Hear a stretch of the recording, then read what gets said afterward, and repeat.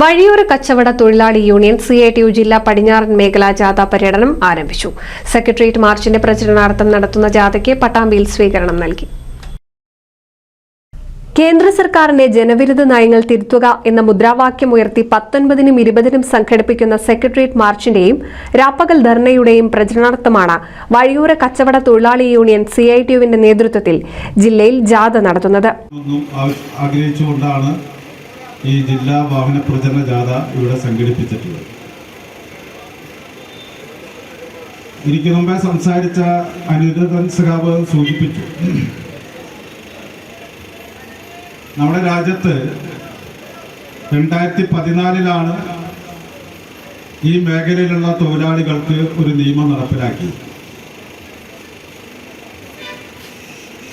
ഈ മേഖല ഈ പറയുന്ന തൊഴിലാളികൾ തെരഞ്ഞെടുത്തത് തെരുവോരത്ത് കച്ചവടം ചെയ്യണമെന്ന് ആഗ്രഹിച്ചുകൊണ്ടല്ല,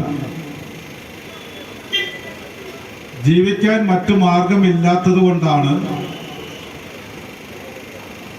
ഈ മേഖല ചില ആളുകളെങ്കിലും തെരഞ്ഞെടുക്കാനുണ്ടായ സാഹചര്യം. ജില്ലാ പടിഞ്ഞാറൻ ജാഥയ്ക്ക് പട്ടാമ്പിയിൽ സ്വീകരണം നൽകി. ബസ് സ്റ്റാൻഡിൽ നടന്ന സ്വീകരണത്തിൽ ജാഥ ക്യാപ്റ്റൻ S. കൃഷ്ണദാസ് വിശദീകരണം നടത്തി.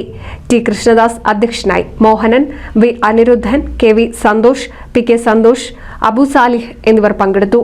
NCV news, Thrithala.